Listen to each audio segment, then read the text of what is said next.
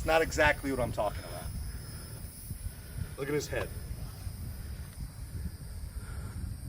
That ain't scaring him. So the idea is, like he's right there. He's ready to go.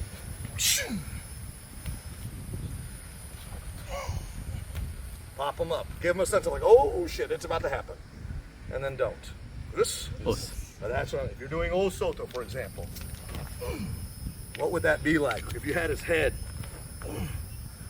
I want to give you the sense of this is the real world. Don't injure each other, but get a sense of like every time we throw each other there, all of us, me too, we throw each other 500-600 times a night. What can happen?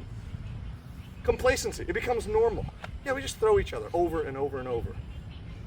If we did a couple of reps here, it'd be like, I'll be the first thrower, please.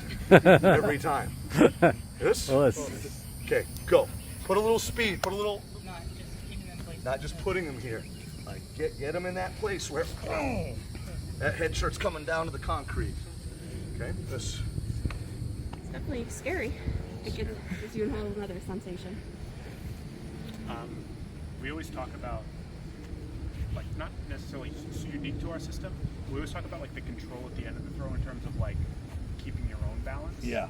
And it can be like, yeah, okay, I'll just put a hand down or I'll just go to my knee in there, but like, you definitely don't want to be doing an osotogari and fall on your face. At the end here, you want to have the ability to keep that leg up, so something that gives it a little bit more context. And not necessarily just the falling person, but as the Tori, the throwing partner as well. Because there's so much momentum when we throw people that there's enough power to throw them, there's enough to throw you too. And if any of you are even like a little bit familiar, or do a YouTube search, take a search, just Olympic judo. Now watch when they throw each other. They don't put the same kind of primacy that we do on upright posture at the end. And you see both people flying through the air. That's all well and good when you're on the mats. It's a whole different situation when you're in a real world environment. So some of these habits that we have, the insistence on straight back at the end, is because if you're this way, you might have a meeting with the concrete, you might end up out of commission, right? That the learning bottom position on the ground so that you're proficient there, but this primacy of top position. Don't concede bottom. When you're on the bottom, you got to get out. If we do a little bit of groundwork right now on your knees, on concrete, all of a sudden you go like, yeah, that is not, and this is cooler, nighttime. This is 90-degree pavement, you're on your back. You don't want any of that. So sometimes, every once in a while, even with a kind of a lighter, softer practice, putting ourselves on the concrete, remind yourself of that. Like, this is where it's really, truly going to happen.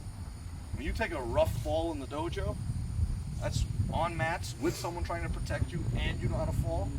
This guy has no protection, no ability to fall, and you're throwing them with bad intentions. You have to have a sense of what that means in a real world environment. Okay, questions? Any additional thoughts? All right, let's head back inside.